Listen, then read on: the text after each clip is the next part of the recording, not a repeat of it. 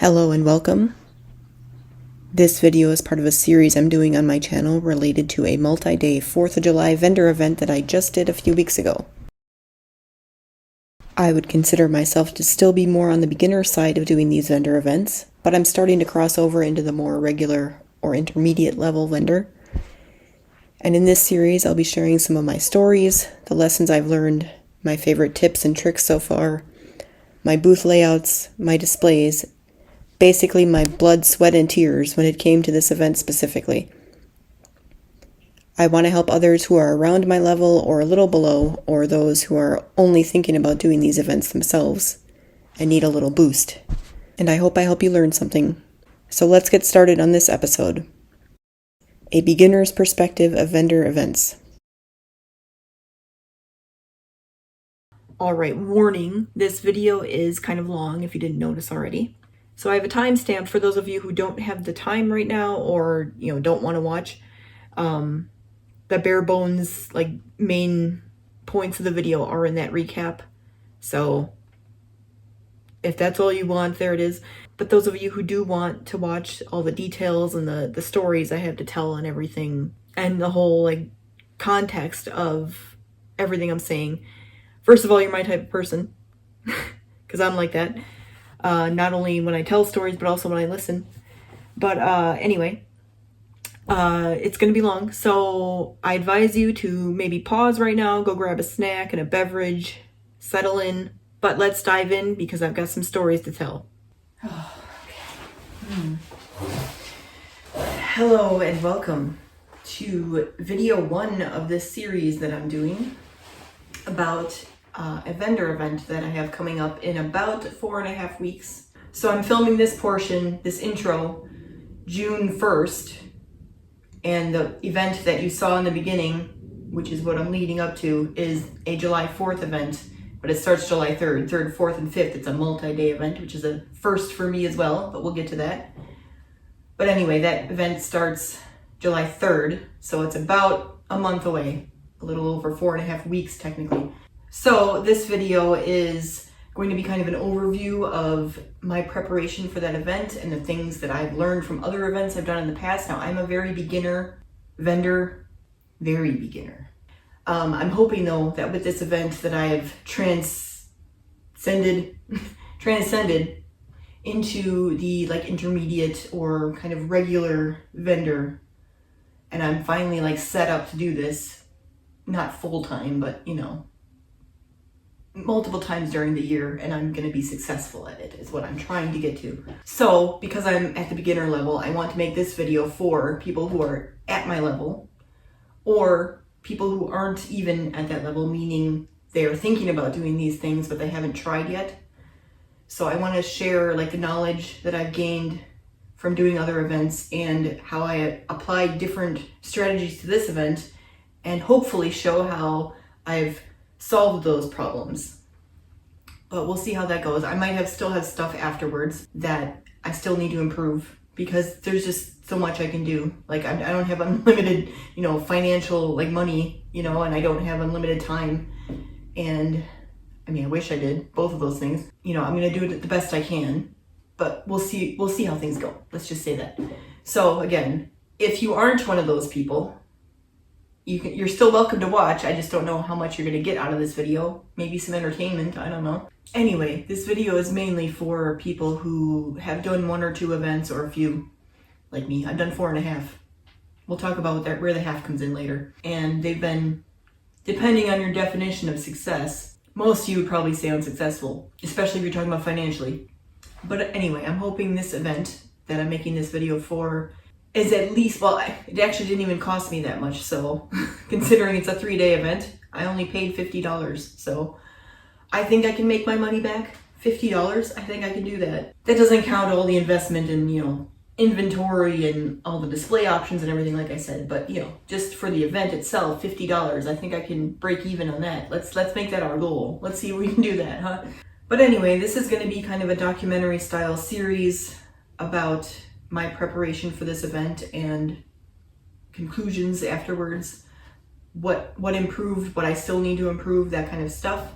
which again is why I'm making this for beginners. Just because something works or doesn't work for me doesn't mean it's not gonna work for you or will work for you. That kind of depends on your situation, your ability, your market, you know, and the type of event you're doing, which is something I, again, want to talk about in this video as well. Different kinds of events and what's pros and cons of each, and does it work for you, does it not work for you? Anyway, I'm hoping to help people with the beginner perspective that I have, which a lot of the experts kind of forget about because they're experts, you know, and they don't remember what it's like to be a beginner. So I'm hoping that this is helpful for those type of people, again, in my situation, or people who haven't quite even started yet but want to. That's who this video is for. I advise you to take my advice with a grain of salt, meaning, you know, my products may not be the same as yours. My city that I'm doing this in, the event itself, is not going to be the same as yours. You know, my ability, my time and my energy, the way I spend it might not be the way that you can. So you may not get the same results doing exactly what I do. That's not what this is meant to be. It's meant to help you figure out what's good for you. And I'm gonna try to, as I go along, be like, this is why I'm doing this, because this, but if I were to do it this, like were to have different products, or if I were to do it this way, this might be what I do instead, kind of advice, because it's not one size fits all.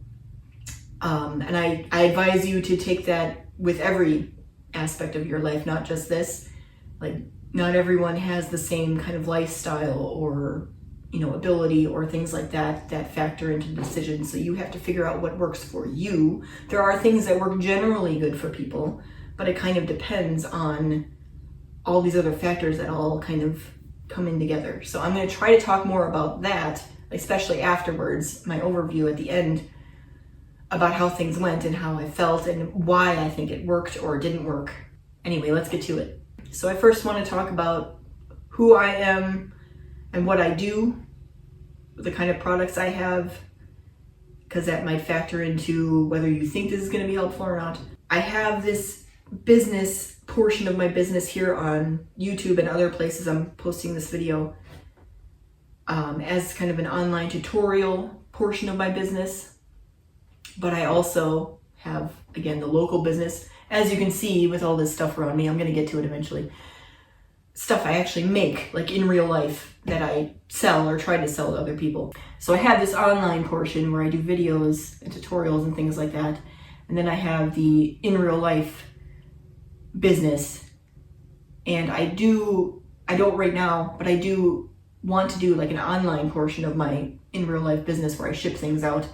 But I haven't started that yet. There's lots of complications with that too, and I feel like that's a step after getting this local thing started. So although I might be wrong about that, maybe I should start online first and then maybe I could get more local traffic, but I don't know, we'll see. As you kind of gathered, it's been kind of slow going. So I technically started my in real life portion of the business the first event I did, which was June 2023, and it's now June 2025. And I haven't really got my business taken off to the point where I get like regular inquiries and regular stuff. I've done some stuff over the years, like here and there, but I don't have like a big following. I don't have, especially locally, I don't have, you know, active business, like regular business or whatever. It's all kind of sporadic. So that's what I have going on now. I'm hoping again that this event helps me connect to more people, especially because this is my own community I'm doing it in. Helps me connect to people in my local, very local community, and then helps me branch out to like further out in the state. So I started in June 2023. I've done 4.5 events. Again, we'll talk about the half in a minute so far, but this event that I'm doing now for this video is the biggest one I've ever gotten, and it's kind of motivated me to really take it seriously. I'm hoping again that this event is the jumpstart I need to launch into my local regular business. I've been doing okay on YouTube and, you know, other areas that I post videos. I haven't quite, you know, gotten that part sealed down either, but I've done okay. But my local business I'm kind of struggling in. So I'm hoping, and they both kind of feed off of each other, just like with this video. But I'm hoping that this portion gets kind of underway. So I have kind of a regular thing that keeps me going financially, because I haven't really made a whole lot so far. But anyway, I'm hoping that getting this local business started regular will, one, give me the motivation to keep going, because I kind of feel like if this event kind of doesn't pay off at all, that it's probably time for me to throw in the towel. I do have another event I'm doing later this year, and we'll see how that goes too. That's a completely different event. But if I get like nothing out of this event, as far as nothing tangible, I always get wisdom and learning and stuff like that. But if I don't get anything tangible from this event, then it might be time, like I said, to throw in the towel, because like I've tried and I just can't do it. But we'll see how this goes. But anyway, I'm hoping that getting this local portion up and running and regular and making connections in the community and that kind of stuff will help me get everything sorted, because it all goes together. I even have more than just my online business. I have other online brands that kind of all fit together as well, that I still haven't done anything with technically. So all that has to kind of come together because they're all related. And it's like I get this part like up a little bit, and then I get this part up a little bit, and I get this part up a little more, and this part up a little more, and then I start another thing, and then, that's been how it's been going. And as soon as I get everything kind of set, it all should flow together at some point, in theory. But anyway, that's overall my issue there. Now, what I wanted to do originally when I wanted to open my own business, I wanted to do wedding and event planning. I actually went back to school for technically meeting and event planning, but it's similar. And I learned a lot of stuff there, and it's also transferable into doing things like more social, like weddings or whatever as well. And that's kind of one of my other brands that I want to start, is my wedding portion, where I talk about planning weddings and things like that and other events. But that's one of those things that I have to start after I get all this started. But anyway, I decided to pivot from doing wedding and event planning, like in person, that was going to be my business. I decided to pivot into doing more of the decor side, because I started learning calligraphy in 2018, which was the year before my own wedding, and so it kind of worked out that way. But I started learning calligraphy and lettering, which technically are two different things. Calligraphy is a form of lettering. But anyway, it's also another brand that I want to do, lettering altogether on its own, but that I haven't started either. But anyway, so that is what I incorporate into my products, is my lettering. And I do that for weddings and events, or home decor and stuff, which is basically what I'm selling here. And I do more custom stuff for weddings, which again, I only get so much business for at this point, because I do want to do a wedding event at some point, but they are more expensive to get into, and they're also way more complicated. But there's a possibility it would pay off a lot more, but we'll see about that. I'm not ready for that. If I get success from this event, I might get to the point where I'm ready for that. So hopefully, again, this works out. It's how it's supposed to go. So I do it for weddings and events, but then I also do home decor and stuff. And then I also do like business to business sort of stuff, which is something I'm also trying to do, because I do like murals and menu boards and signs and window splashes, window murals.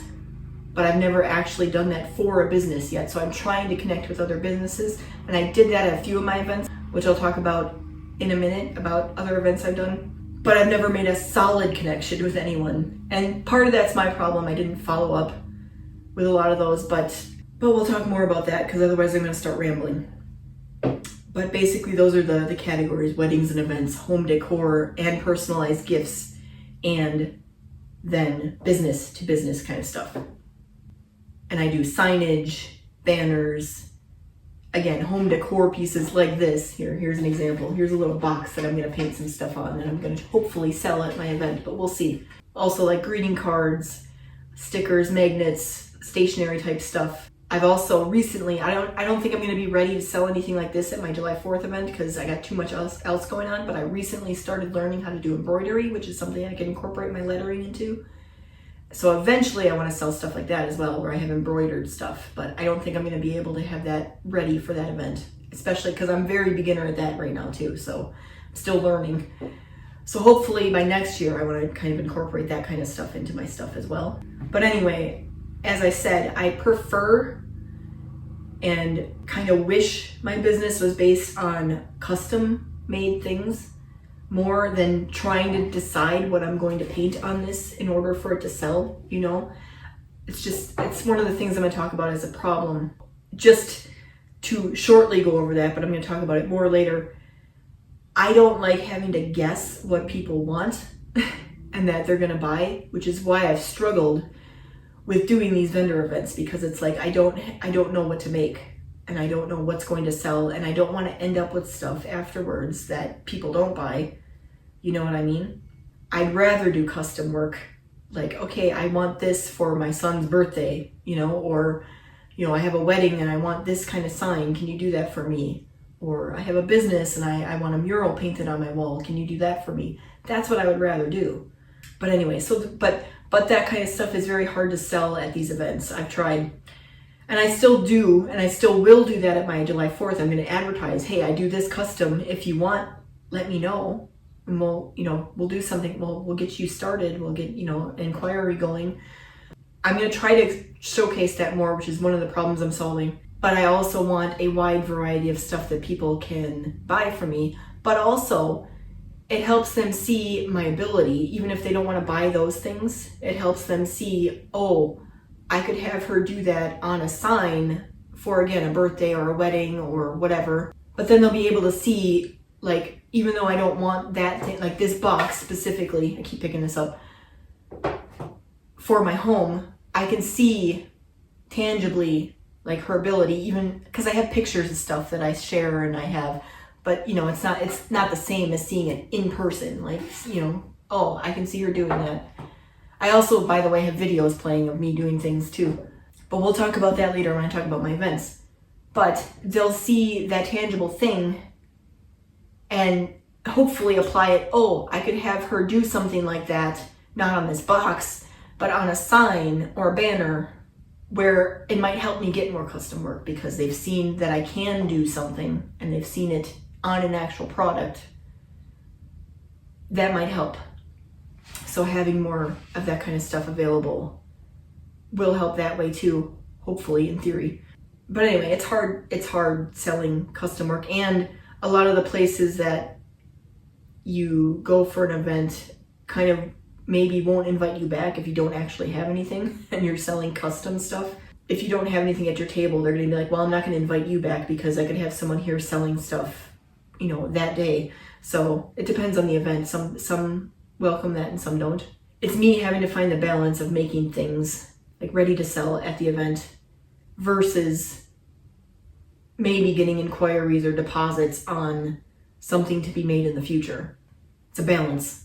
But anyway, like I said, I've done 4.5 events so far. So the half is an event that I did, it's actually the last thing I've done so far, which was last October. Yes, it's June this year, 2025. This is October 2024. That's the last time I did something. I actually had an event, I'm getting off track. I actually had an event that I was supposed to do in April this year that I had scheduled, but I ended up canceling it for a couple of reasons, and I'll get to that when I get to that in the story. But this half event that I did in October was technically not a vendor event, but it was similar. So it was, again, a New Berlin event, but it was like small businesses in the area, including me, could come to this. It was called Brews and Booze event.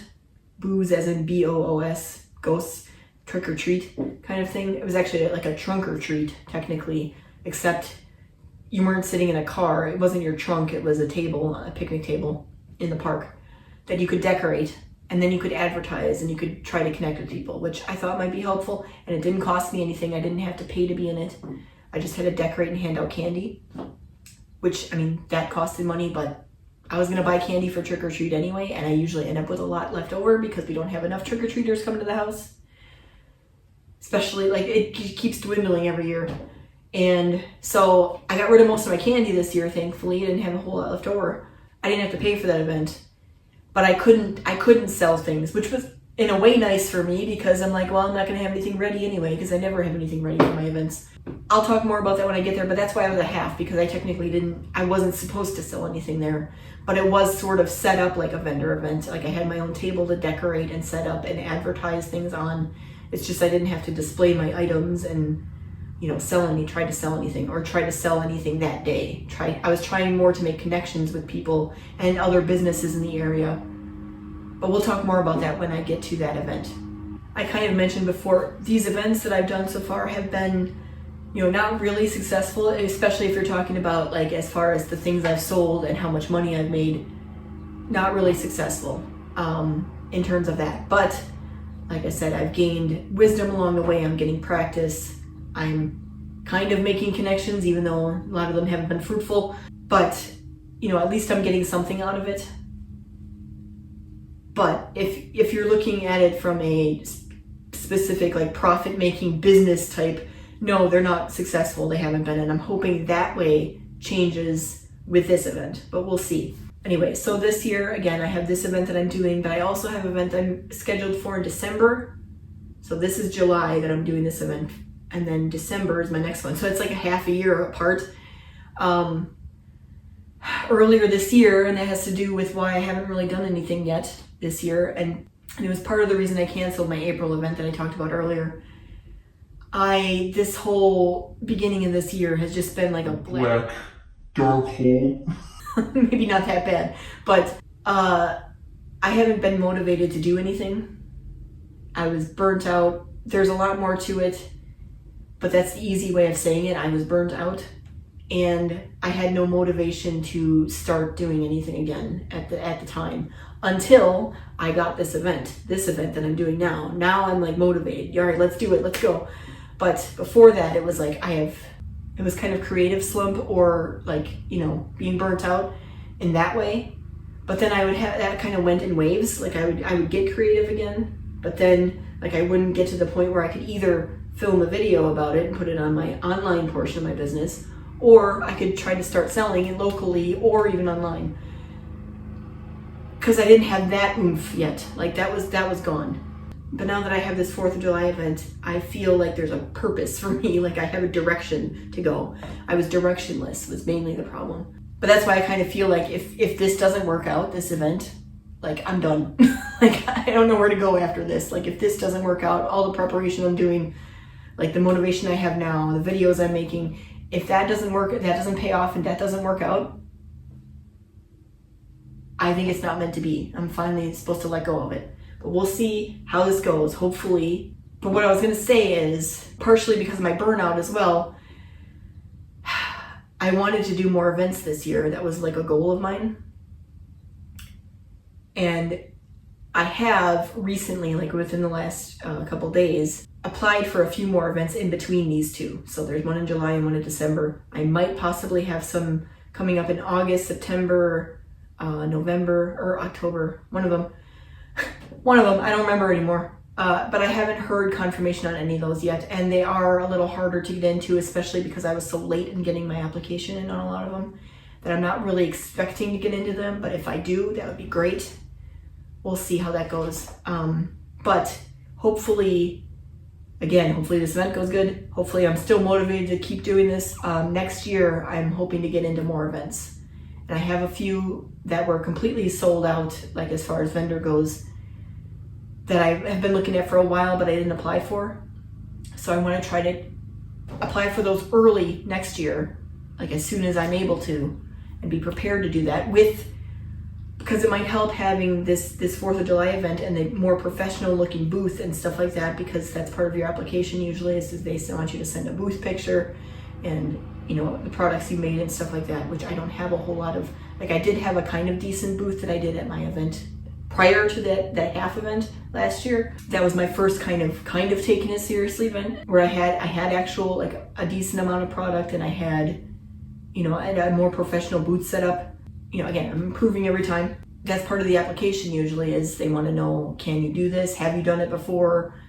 can you be successful? Otherwise they don't want you there, basically. I mean, it's partially because there's a whole bunch of other people applying too, and they might be more successful than you because they have it more together than you do, which is my problem. But anyway, my point is that I applied for more. We'll see this year. We'll see if I get into those or not. And then next year I'm going to focus on getting a more regular schedule as far as vendor events go. I don't want to do every weekend because that would drive me nuts. I mean, it depends on, I guess, how successful my business is. Like if it's worth it doing it every week, I might. I don't think I can though. The other problem is too though, and I guess we'll talk more about this later. This particular year, I had a lot of like personal things planned on weekends where I don't normally have a lot, but this year in particular, I had a lot going on. So some of those events that I wanted to do landed on those days where I'm like, I can't. And in fact, the one I canceled actually ended up being a scheduling conflict with something I had to do, which came up after I had applied for it. So I ended up canceling. So I'm trying to make this a more regular thing depending on how this event goes. Because if this one is successful, at least adequately, then I have motivation to keep doing it. And hopefully I don't run into burnout again for any reason after this, at least for a while.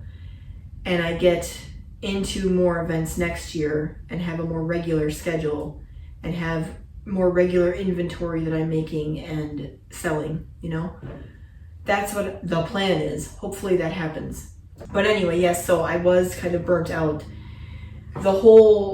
It actually started last year, like the end of last year. I was hoping like the new year would help renew me, and that didn't happen. Kind of because the Halloween and Christmas season tends to be my busiest season with making videos and making products and sometimes vendor events. So I was kind of burnt out partially because of that, and I didn't really put the same effort that I have the last couple of years into that last year. That's where that started, like I said.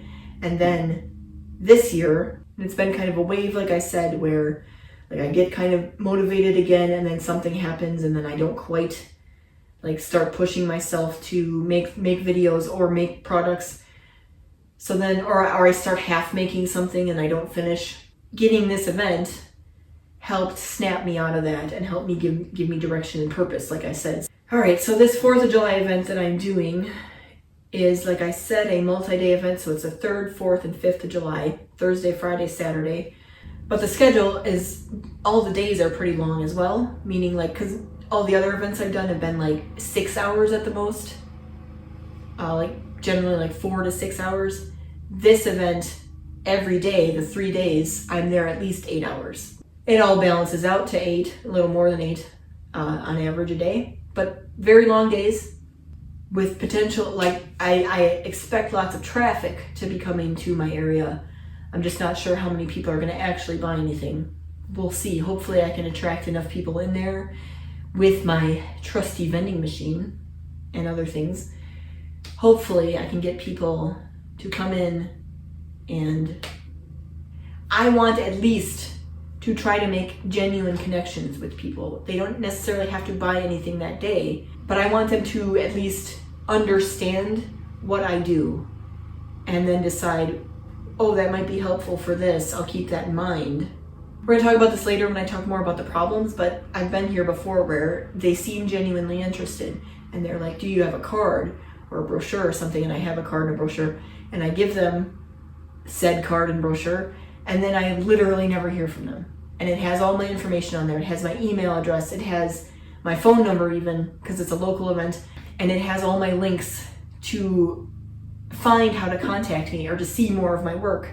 And I get no response ever. And they seem genuinely interested. It's not like I'm pushing this on them where it's like, oh, I hope they contact me. It's, oh, this is beautiful. I really like this. I'd love to see this. Or I have someone that would love to do this for their kid's birthday. Or, I have someone who's getting married. They would love these kinds of signs. And they take my information and I never hear from them. Anyway, so it's a lot of time that I have potentially to meet with these people that come into my booth. Hopefully I can make some genuine connections, even if they don't buy anything that day. hopefully I get them interested enough to keep me in the mind for the future, and to, at the very least, because I have issues with this and we're going to talk about problems later, can you just follow me on social media? Like, is that so hard? Even if, because we're going to talk about this in problems, but I get a lot of, oh, that's beautiful, I love that, I love your work, you know, and it's kind of implied like I don't want to spend the money on it, but I love it. Or at least I don't want to spend the money on it now, but I love it. Well, if you love it, can you appreciate it? Like, I mean, it's nice to hear that in my booth. I love hearing that. I love having the conversation with you, but I need a little boost in my social media. You don't have to buy anything from me. Can you just, if you love it, can you love it that way? Like, how hard is that? Like, a lot of people don't take that step, which, a little foreshadowing is what I'm going to talk about when I talk about problems that I'm having. There's one, but we'll talk about more about in depth about what that is and what I'm doing to hopefully solve it. We'll see. But anyway, that's what I want though, more. I mean, I would like to sell things obviously as well, but I would like to have that connection. And then because even if they're not going to buy anything from me, if they do like me on social media, they'll see those posts, maybe they'll comment on them, then other friends of theirs might see it, and then maybe they want something, and maybe they want to buy something from me, but I haven't had the chance to meet that person yet because I'm not at that many events, and maybe they don't come to any events, but maybe they would like what I do, just as you do, and maybe they are prepared to buy it. So how, just like my social media, how hard is that? That's all I want. So, I want to talk about the main issues I've had in the past, and then we'll also talk more specifically about the events that I've done and how those issues played into, and what I've done so far to solve them, and what I'm doing more to solve them, and stuff like that. So some of these I've kind of mentioned already, but one of the main issues I had overall was not having enough or any inventory at these events for people to actually buy the day of.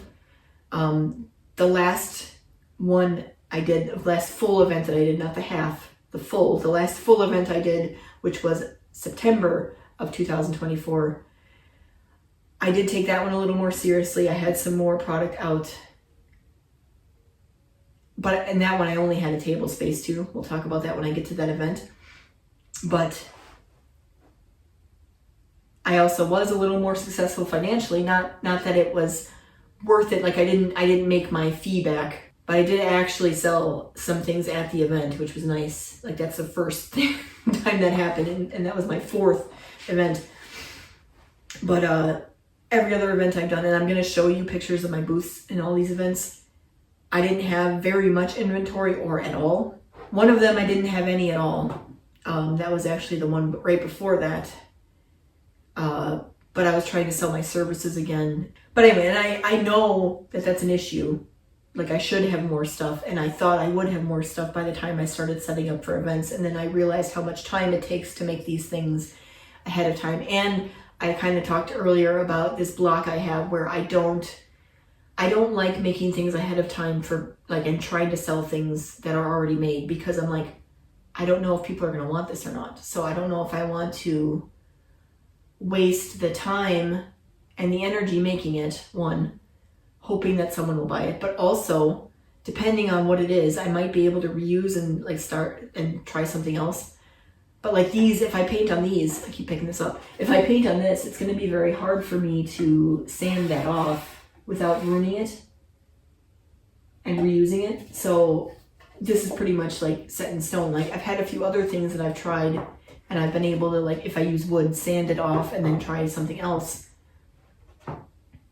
But I can't always do that. So it's I'm wasting product, or I'm wasting my time and energy, and like trying to guess if people want it or not. And that's where the sale thing comes in, which is kind of what I'm going to talk about next. Is I'm not really a salesperson, and I know I should be, because that's part of owning a business. But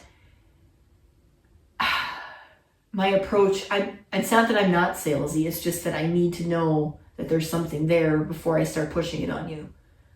Like, if I've identified that this could really help you, or it's something that you are interested in, then it's like, okay, well, here's the reason why, blah, blah, blah, blah, blah. But I'm not going to go up to anyone on the street and be like, you should buy this. It's really great. You should buy it. I can't do that. And I never want to be like that. So that's part of my issue. But it goes back to like trying to guess what people want. So I don't have to be like, oh, you should buy this. See, you should buy this. You should buy it. I'd rather people come up to me and be like, oh, that's really cool. And I'll be like, yeah, you know, you can do this, you can do that. You know, that's more of my sales approach. It's not like, you know, everyone that passes by, hey, see, look what I got. You should get this. You should totally get this. You should buy this. That's not me. That's the aspect of like trying to figure out, and that's what I've struggled with so far, and I'm continuing to, but I think I'm getting better. It also helps to have a theme because it's 4th of July, so I'm going to have more patriotic type stuff, but not all of it. But, you know, it's like, I need to know what you want, you know, before I make it. I don't want to waste time, energy, resources, product, you know, to try to then, if you don't want it, I'm going to shove it in your face and be like, you should buy this. You should buy this. Because I don't want to be like that. I really don't. And that's kind of has to do with the next thing I have in my notes here. It's not only not being salesy, but I'm also not very good in general at starting small talk with people. Like if someone comes up to my booth, I'm not going to start like talking with them about like random things. I'm just not that person. I'm an introvert. And by introvert, I mean I'm not shy. I'm still like a social person. It's just that it takes a lot out of me, like a lot of energy. And I know and I'm doing 3 days in a row of this, I know it's going to be a big deal to me where I'm going to have to take like a week to recover. Like, oh God, I was social for like 3 days in a row. But anyway, it's hard for me to start conversations, just random conversations with people. Like and I don't mind necessarily when people do that with me. Like I don't mind someone saying, oh, I like your shirt or something like that, you know, to try to start a conversation. I just don't like doing it. Like I do better in general with people coming up to my booth and just starting to like, oh, this is cool, you know, and then I start talking. But if they're just gonna kind of look, I have this other thing where I don't like bothering people unless they deserve it. Because I don't really want to be bothered. I mean, like I said, I don't mind when people make small talk with me when I'm looking at their booths or, you know, whatever, as long as they're not too pushy about it. In fact, I mean, it makes it a little less awkward, honestly. But I just like lack the ability to just start small talking with people. Like, oh, I like your shirt. I literally can't think of anything, but I like your shirt. Whether I like it or not, like I can't. Or like your shoes, or, you know, like what else can I say? Like, oh, what do you got there? Like in your bag or whatever. Like, you know, I can't do that. Like I feel like I'm nosy. I feel like I'm intruding on their space. And again, to some extent that's because that's what I expect. But like I said, I don't necessarily mind people talking to me. Like when the situation's reversed and when I'm in someone else's booth, I don't mind them striking up a conversation with me. But as long as it's not like really pushy and they start like being salesy or whatever. But I kind of feel like my natural state is kind of leave me alone unless I'm ready to talk to you. And that's what I assume everyone else is like. And I know that's not true. But it's hard for me to judge who is and who isn't. So then I default to, I don't want to bother that person. I'm going to leave them alone unless maybe if they look at me, then I'll say something. You know, maybe if they don't say anything, but they look like they want me to talk to them, then I do. But like, otherwise, like, okay, let me know if you need anything. But then there's people that get kind of offended by that. Like, why did you talk to me when I came into your booth? I'm not going to buy anything from you. And then they leave. So, like, I don't know. There's a balance there, too, that I'm trying to figure out. But that's an issue. Now, I do have a kind of a solution for that. I'll talk about that in a minute because I'm kind of talking about the problems right now. And we'll talk about solutions as I go through my events, because I'm going to talk about, oh, I encountered this and this is what I've done so far to fix it. And then I might take another step to fix it. That's what we're going to do. But anyway, another problem I have is I get this a lot because, again, I do like lettering and tends to be more like fancy or whatever. And people will be like, oh, I love that. That's so beautiful. And it's nice to hear that. And I go, thank you, you know. And they don't really say this, at least no one has said it yet to me. But basically, the next thing that their thinking after that is like, I'm not going to spend money on this, but it's beautiful, you know, which is fine. Because that's another thing, I guess, that's a problem with me is my products thus far and the custom work I do is very niche or very kind of luxury in a way. I don't know if luxury is the right word. It's not really that luxurious, but it's kind of, as far as buying it, like it's kind of like if the economy was better, I would spend money on this. But right now, like I'm kind of penny pinching and I don't have a use for that. And also it's not good enough that it's grabbing me by impulse either, which again, I don't really want to contribute to, but I guess it'd be nice. But anyway, but I get people that, and from that camp, the people are like, oh, it's so beautiful. They're either, again, that where they imply like it's beautiful, but I'm not going to spend the money on it, but I want to tell you it's beautiful, which is nice. I love the compliment. And again, it leads to that connection. But then there's also people that I've had that come up to my booth and they say, oh, it's beautiful and I would love something like this or something like that. But they'll ask me like, do you have a card? Because, you know, I'm really interested in this, but I'm not ready to buy today, or, you know, I don't have anything else, so they're not ready to buy. And I give them the card, or I have a brochure as well, which I'm going to talk about a bit later. And they ask for it. Like, they ask for it, so I give it to them. Like, I'm not, like, pushing it on them. Like, here, take my brochure. Like, here, I don't think you're interested, but take it anyway. Like, I'm going to shove it in your bag or whatever. They ask me for it. I give it to them, and I literally never hear from them. I don't hear from them, like, they don't contact me by email or phone because I give them that. They don't contact me on social media. Like, I don't gain any followers from the event.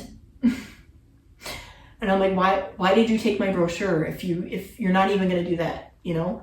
Like, that's the reason I have it, so that you know where to follow me afterwards. If you are interested someday, maybe you can't buy it right now, but you're like, oh, this is nice, I might. I don't get any followers. Like, why are you taking, again, I didn't shove this in your face and be like, take my brochure. You came up to my booth, you started talking to me, you showed interest, you're like, do you have a brochure? I give it to you, and then I don't hear from you. You could have left without taking my brochure. Then I wouldn't have had to waste the paper, waste the money making it, waste the time making it, waste, you know, like, it's one thing. That's why I try to keep them kind of, the brochures, try to keep them, like, usually have a few out, and I try to keep them kind of behind, like, the big stack of them or whatever, because then people do ask me for it, and then I know supposedly that they're interested, so then I'm like, okay, here's a brochure, so I don't have to waste it on people that don't want it. But then none of them actually contact me or follow me afterwards. It's like, why? You asked for it. Why?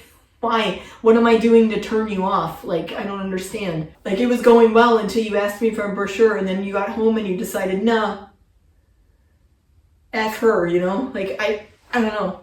And one can make the argument that, you know, they are the type of people that expect you to be more salesy to them in order for them to, like, okay, fine, I'll buy your stuff. Because there are people like that. But every one of them are like that. So anyway, those are the main issues I've been having, is not enough inventory, starting small talk, and being salesy enough, but not too salesy. And then the people coming up, oh, I love your work. But then other than the comment, the I love your work, or this is beautiful, or, you know, that, which is a nice compliment. And I do think they actually like it. They're being genuine. Like, they appreciate it, seeing it. But then no one ever takes the next step of, I want to support you, even if that means, like, just liking me on social media, giving me a little bit of a boost in the algorithm, which I desperately need. Why not take that step? If you're asking for my brochure, even if, you know, oh, I had this conversation with you and I liked, you know, our interaction, I assume that you're asking for a brochure. Why wouldn't you go home then and be like, okay, at the very least, I'm going to follow her on social media so I can see, you know, where she's going to be next. Maybe I'll meet her again, or, you know, maybe she'll come up with a product that I want to buy and I'll buy that. Why didn't you take that extra step? Like, how hard is it? So I do have a solution for this that I am hoping is going to help. We're going to see, talk about that when I get there, but those are my main issues. All right, so let me start talking about the vendor events I've done in the past so far. I'll give you some pictures and stuff that I have. I didn't actually take a lot of footage of all of these, but have some. So the first event I did was in June 2023. It was a good way to kind of jump into possibly doing this because I had thought about it. But at the time too, like I've gotten more comfortable with doing it, but at the time, like it was kind of a daunting thing to me. Like, do I really want to do this? You know, it's kind of a big step. And some of you watching might be like that right now too, which hopefully I'll, help with some of that. But anyway, so it was a local community event. It was a very kind of small, in a way, a very small, community-based event. Like, not a lot of people from outside were coming in. It wasn't advertised really to people like in other cities or whatever. Like, this was just kind of a community thing in our city of New Berlin. So it was also marketed as a flea market, or also, I have the picture of the original advertisement I saw when I applied for it. So it was like kind of half like rummage, as it says in the thing. So people from the community could like just sell their stuff like as a rummage sale. But it's a mix of rummage, art, vintage, collectibles, plants, crafts, and more. So I'm kind of the craft portion of this. That was what I considered myself as part of that. But part of the problem is when you're advertising rummage sale as part of this, again, you're getting people that are kind of there from the community and they're looking for kind of a deal, like on used stuff or whatever. Like, it's not really supposed to be for like a legitimate business, And that's kind of the thing I ran into with this event specifically. But I also wasn't ready. But I also did treat this one differently than I have the other ones. Because again, I started out more interested, and I still am to some extent, more interested in doing wedding type stuff. So for this event, I wanted to showcase more of my wedding services. And just an aside, I do want to do like a wedding specific vendor event at some point. It's kind of another big step for me at this point because it's more expensive. They're more expensive to get into. You do get a lot more for your buck when you pay for it, but they're kind of a big deal. They're expensive to get into. It's also like my booth would have to be like super like refined and whatnot, and I'm not quite ready for that. So also getting like the inventory there, because a lot of the stuff I make is huge for events that I want to showcase. So it would be like a big deal setting up those booths, and I'm not quite ready for that. So for all those reasons, I haven't done a wedding event yet, but I want to someday. But this one, I showcased some of, like, I made a few mock-ups of different signs that I make, and I showcased those, and I had like some envelopes and place cards and stuff like that. But I also had, those were meant to be like, this is what I could do. Like, I do custom work again. But I also did have a few things that I made. I made some baby marker milestones that I had ready made that were ready to buy. Just to give you an example of those, I have pictures. I actually am going to be making something, and I have them left over because they didn't sell. I have them left over, but I'm actually I'm gonna keep like 1 or 2 of these because I had like 3 or 4 packs of them as they are. But I'm also probably gonna change some of them into, I'm gonna be making more into more fancy, like these are kind of very plain. I want to do more fancy like designs and stuff on them now when I make them for this event. So we'll talk about that when we talk about products more. But just an example. So I had those, but I had those ready available if anyone wanted to buy them. No one did. I also, since it was half rummage sale, I did bring some rummage stuff of myself that no one bought either. So I didn't sell anything. But I did have people. So I had one person come up to me who again seemed very supportive. Came up to me and she looked and she was like, oh, this is beautiful. And she kind of made a comment how it's kind of a lost art, calligraphy or whatever. And I'm like, yeah, kind of. And she's like, well, I want to support your small business. Can you give me some, like, do you have a card? So I gave her a card. She's like, can you give me a few more? Like, I have some friends who have some businesses. I'd like to like connect or whatever. And I'm like, oh, sure. You want to take a few cards here? So I gave her some cards. Again, never heard from her, never heard from her friends. Like, you know, whatever, fine. I mean, again, I appreciated the initial interest at least. So that was one of the people that I connected with that day. And then there was a person who came up who was a bride-to-be, who was getting married later that year, and was like, oh, can I have your information?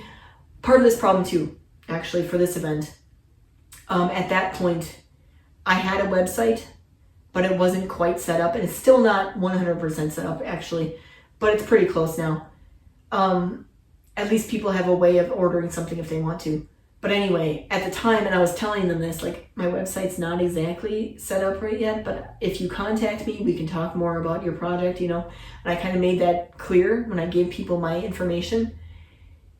And again, I never heard from her about her wedding, not even an initial inquiry, not like, how much would this cost, not anything.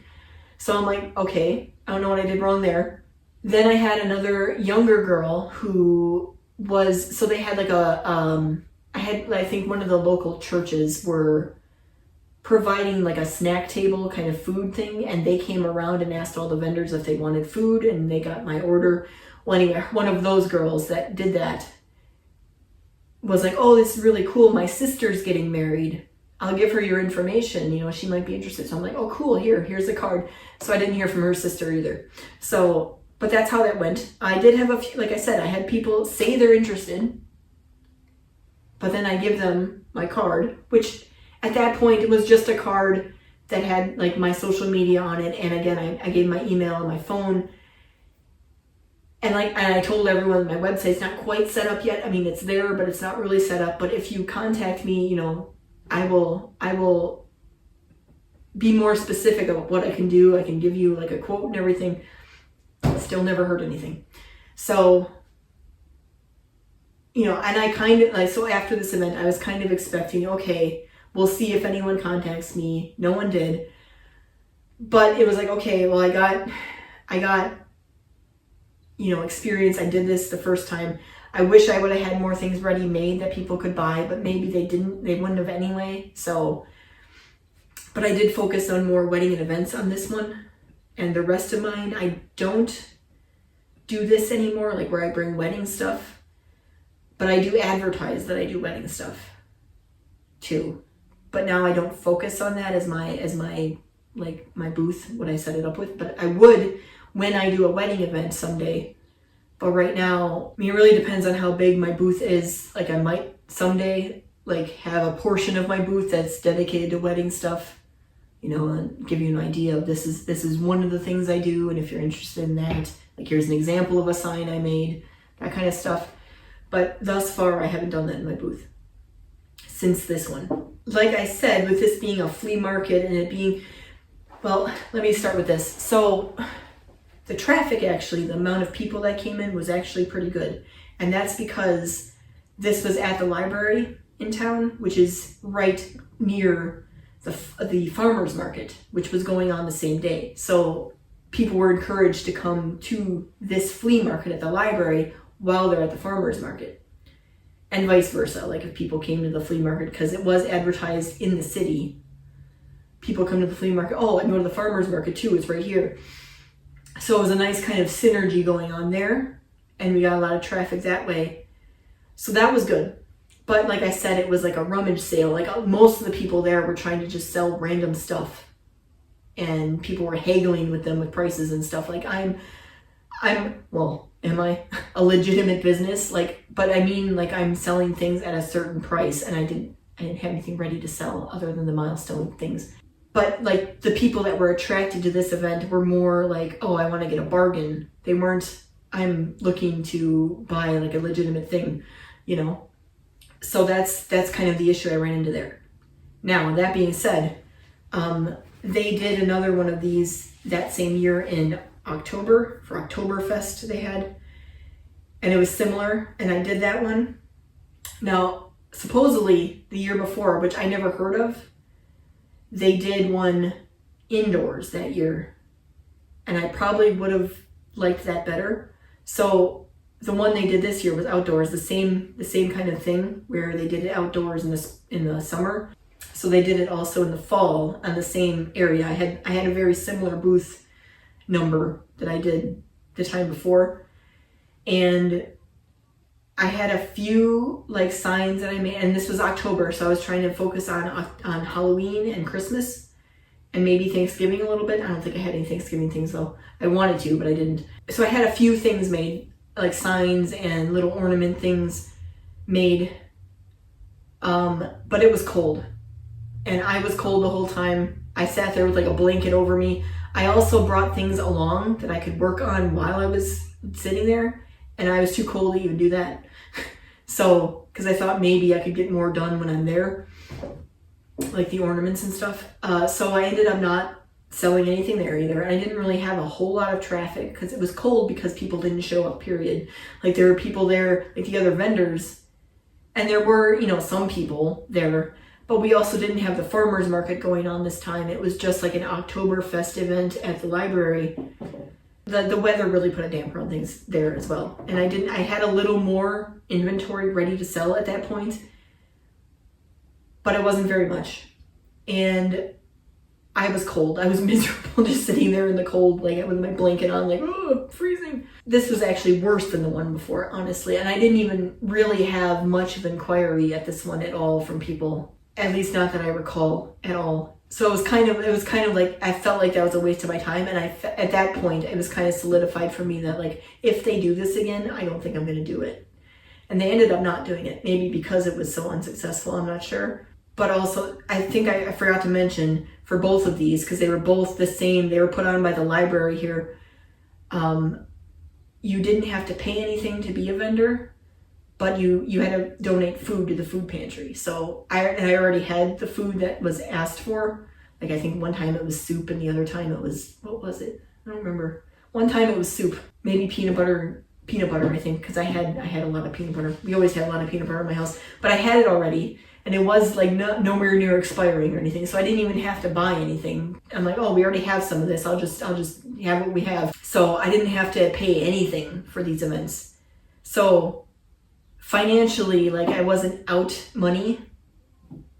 And again, I gained the experience a little bit. I became a little wiser, and I noticed at the end of these, these flea market type events aren't really working for me.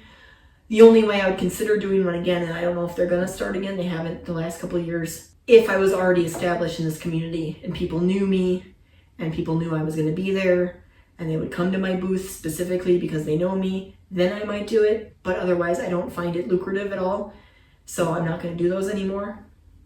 All right, so that was 2023. So that was, like I had told myself, basically I was officially open. My legitimate local business was officially open as of the first event I did in June.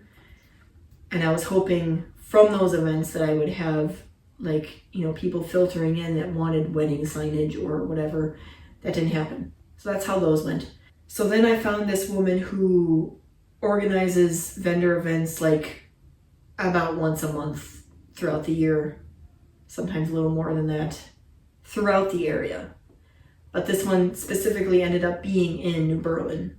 So I'm like, and it was a place I was familiar with too. I actually had my after party for my wedding there. It's a local restaurant that has like a big area, like a reception area. And then they have a bowling alley and they have a bar and a restaurant too. And we've been there a bunch of times. It's a great place. New Berlin Ale House, if you're wondering. But anyway, so I was going to be there and I was familiar with the place. And I'm like, okay, I think that might help me because I know where that is. And I may even know some of the people that work there, and all that stuff. So I decided to do that one. And that was April 2024. I don't remember when I signed up for that specifically. Let me see if I can find that information. All right, so, oh yeah.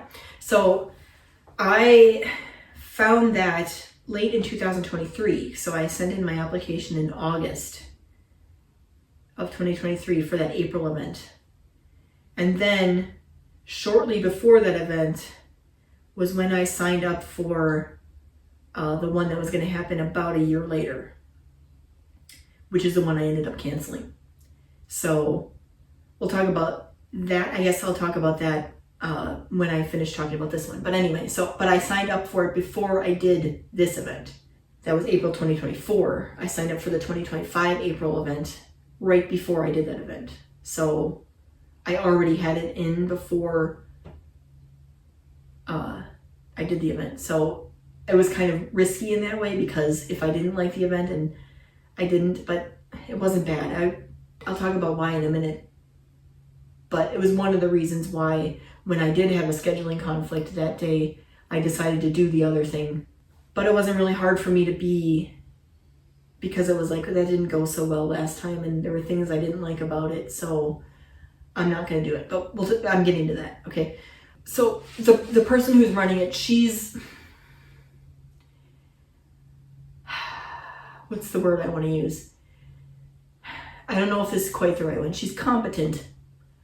She does a good job, like does an adequate job of what like mechanically is expected of her for this type of thing. It's just, I think there's lots of improvements she could do as like the event planner for it. And because I have a background in wedding and event planning, that I get kind of critical of that. But overall, even from an event planning standpoint, she did a pretty good job with like putting on an event like that, because it's a lot of work. I understand that. It's just there's areas of improvement for her. So that's one of the things. Not necessarily like as a person. I mean, it seemed like she was kind of a little, what's the word? I was going to say crabby. I'm not that sure that's quite right. She was a little off. I don't know that day. Might have been having an off day, but I don't know, because that's the only day I had an impression of her. I never knew like in person what she was like. Like I kind of know her online persona, but I don't know her personal persona. So she kind of, gave a little bit of a bad impression on me that day. And there are other aspects that, again, I think she could improve on that would make it more worth my while to be there. But one of the things, this is a choice of hers. It's not necessarily like something wrong. It just is in the fact that I and my business don't really want to be there, because this is one of and actually the one I'm doing in December is kind of similar, but it's a different group that's doing it. So we'll see if they're any better. But the reason I'm doing the one in December is because it's a holiday event and I wanted to sell my holiday stuff. So I would like to get into a better holiday event at some point, but right now we'll see how this goes. But it's similar. But what I'm going to say is for this one, it was like a crafting business. You could either be like a crafting business or a direct sales business, like the MLMs, like I can't even think of any right now, Scentsy and Pampered Chef and stuff like that. Like one person would get into each of these events, like from that company. So with them being there, I'm not trying to, we all have our opinions about those. I'm not trying to degrade those people, but it's a different level of business. And I would appreciate being around more crafting type businesses rather than those type.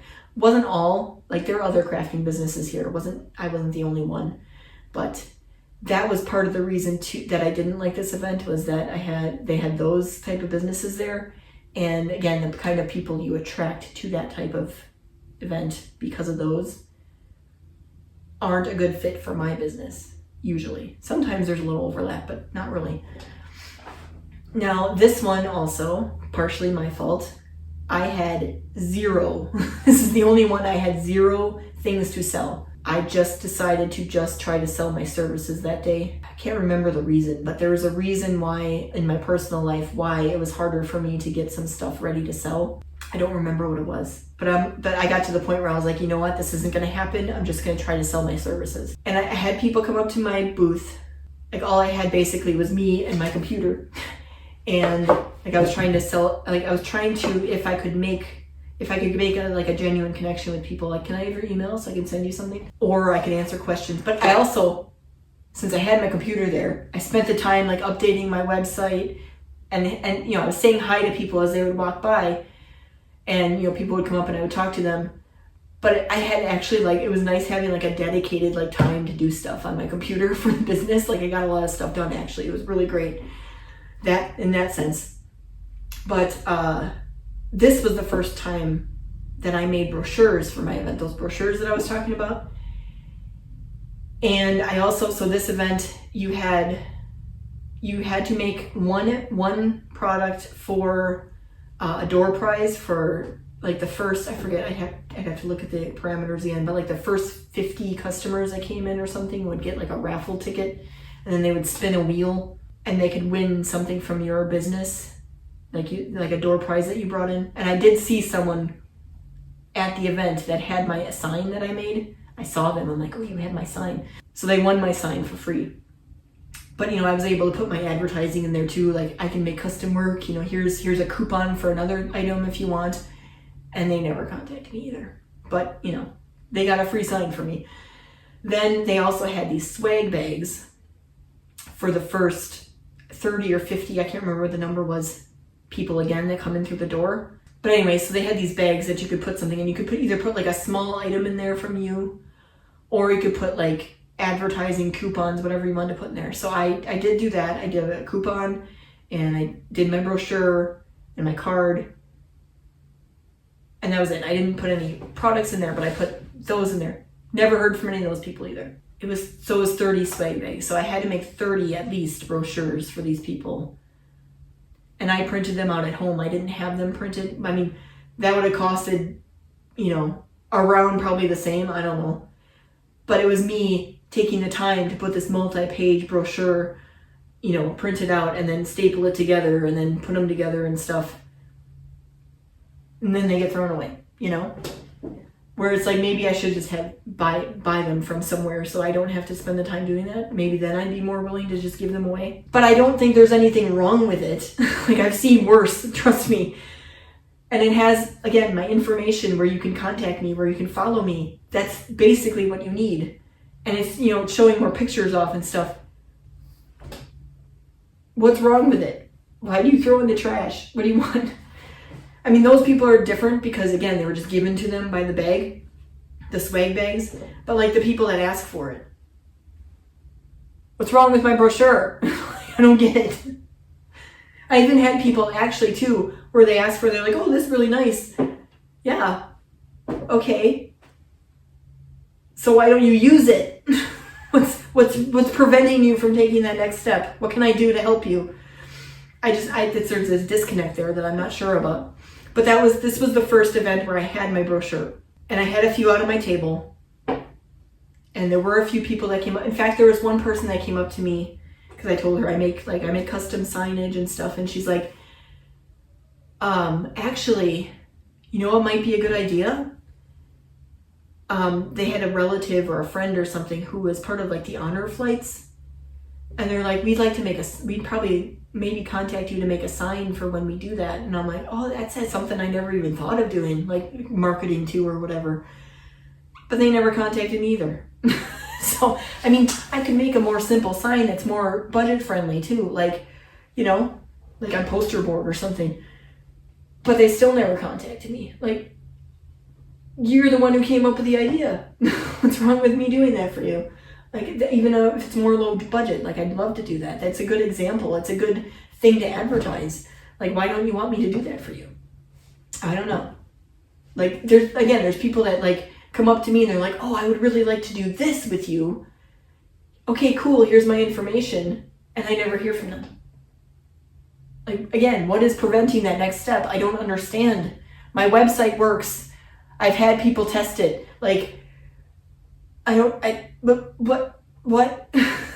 Like, do you lose the brochure on the way home? I don't understand.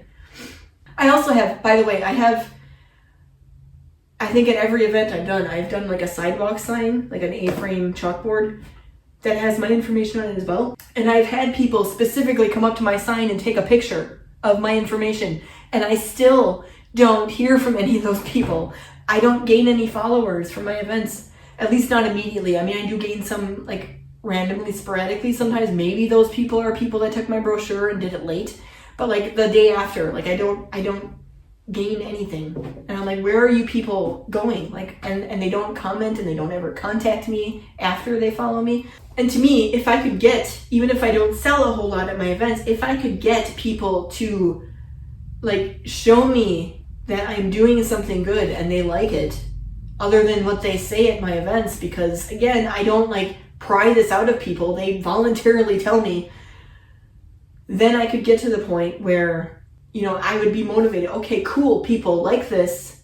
Then I would know, okay, I should continue doing this. But like when you come up and you say, like, oh, your work is so beautiful, and just that one-off comment and you leave, like, okay, I'm glad. I mean, to some extent, I'm glad you got that, like, you know, 5 seconds of joy from my signs or whatever. Again, to some extent, that's good. That's a good thing. I'm appreciative of that. But like, if you think it's beautiful, why don't you want to support me? I don't get the disconnect there.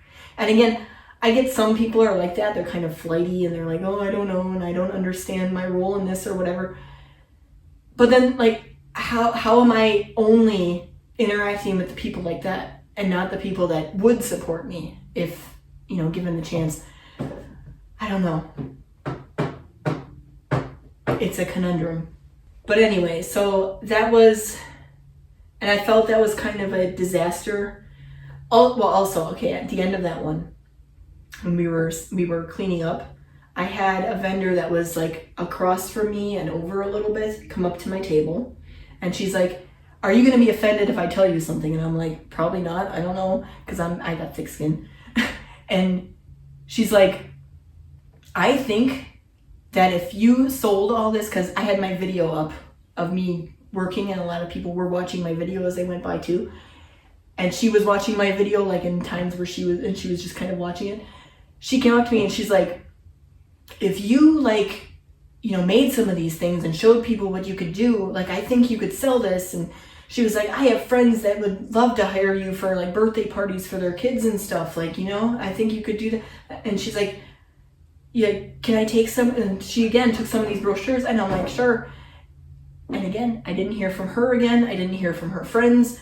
Like, and like, again, people are like amazed by what I do for some reason, which I think is a good thing.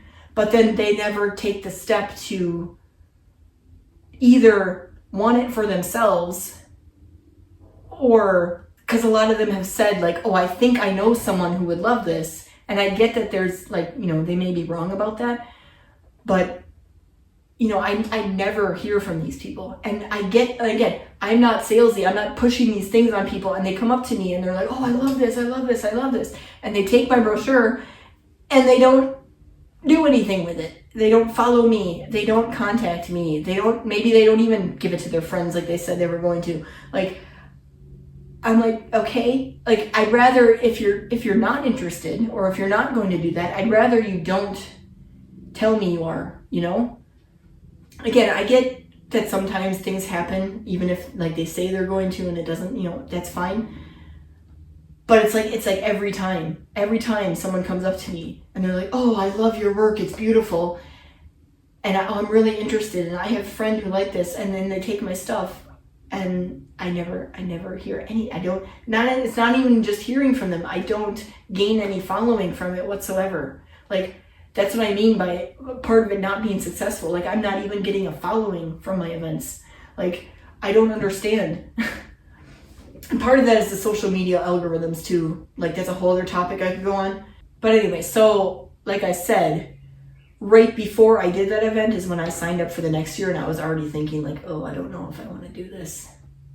Like, I didn't really like the way this went last time, and I didn't really like the that's kind of a strong way to put it. I'm not saying I hated her or like she did me wrong or anything, but like, wasn't too fond of her. Like, I didn't get a good impression from her.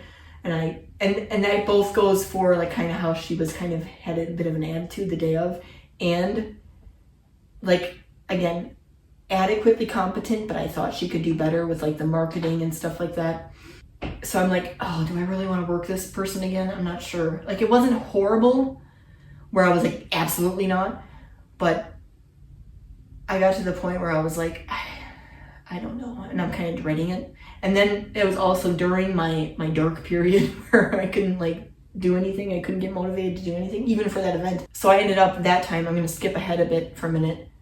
That event that was supposed to be happening in April 2025, I ended up canceling because one, I had a very good reason to, scheduling wise. So I had a bridal shower that ended up being the same day for, well, my cousin is marrying a woman, and the woman is not blood related to me, but it was for her. It was her bridal shower. And this is a cousin that's important to me. Or he did his wedding like a week ago when I'm filming this. And I have his sister is getting married also in August. And I'm going to be helping her with some of her signs. So that's cool. They were both like very close cousins of mine, and I actually, there's an age gap, and I actually babysat them, but they were very important to me. So it's like, I don't want to miss out on that event. So I ended up canceling mainly because of that, but also it was like, I don't even want to do that event anyway, so it's kind of easy.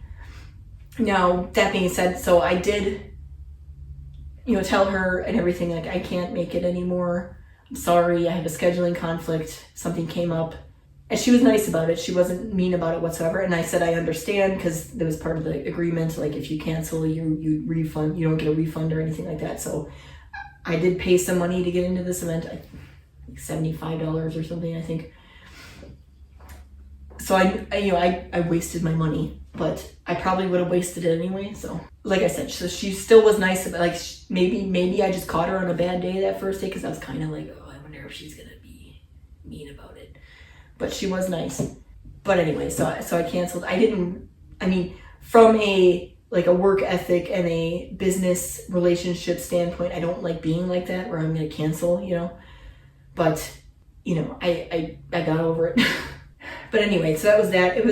I didn't tell you the name of it. It was the Sip and Shop at New Berlin Ale House. Oh, and actually it wasn't $75. The first one I did was $58.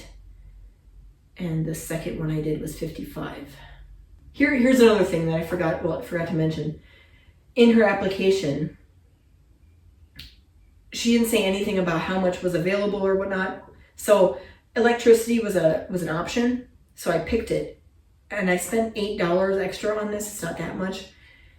So I assumed that I was going to get electricity at my booth because I paid for it. She never mentioned anything about it, like, oh, I don't have electricity, here's an $8 refund. So I was kind of mad about that too, and I ended up not. I was gonna email her at first, but because of the way she was the day of, where she was kind of off, I'm like, I don't even know if I want to bother for $8. Like, just fine, just take my $8. I don't care. Like, maybe if it was more, I would have. But that was another thing where it's kind of like, you aren't that organized where you notice that someone asked for electricity, and whether that was available or not, you didn't let me know. And if it wasn't available, then you should have said so. Or you should have gave me a booth with electricity like I paid for. So when I showed up and I'm like, I don't have electricity here. And I got it because I was going to have my iPad with my videos. And I ended up being able to do it most of the time with the battery I had. And I did it in my laptop too, but that was fine too. That's why I got it, was so that I could have that running the whole time I was there. And it did for the most of the time anyway. But it was like, oh, only $8 more? Sure, I'll get electricity. And she didn't actually give me electricity. So that was another reason why I was like, I don't know about this woman, she's a little off. It all depends on the event organizer. All right, so the next event was the Makers Market at Stonewood Village in Brookfield, Wisconsin. Now, this is something I had kept my eye on. I'd seen the last couple of years, and I decided to apply for this. And I was actually kind of surprised I got in because it is a little more prestigious. So even though I applied for the rest of them, like, there wasn't really that much of a process of trying to get, like, it wasn't really an application process. It was just like filling out a form and giving your money and like, okay, you're in. Like, this one was more scrutinized. Like, we're going to look at your website, we're going to look at your products and see, like, if you would be a good fit, or if, we think you're going to be successful or whatever. So I got into this one surprisingly, and I was like, oh, great. Like, I didn't think I would. Like, cool. I was impressed with this one. I'll get to what happened at the event, but to skip forward a bit, I knew that this particular, group it's a duo of two women who do this. They have a spring event and a fall event every year. And I don't know how many years they've been doing it, a couple of years. So I was already thinking this year, 2025, at the time it was next year, that I would try to get into both the spring and fall. Well, when I got the information for the dates it was going to be, spring ended up being on my husband's birthday. And he probably would have been, if I asked him, he'd probably have been like, oh, go ahead, but I didn't want to do that. So I ended up not doing the spring. And then the fall one that I did apply for recently, but it's kind of late in the application process, so I may have already gotten passed over by other people, and I'm probably put on the wait list, and I probably won't get in, is what I'm expecting, but we'll see. That one's actually taking place during a camping trip that my family is taking, my mom and my dad and my sister and her husband, that they've done every year.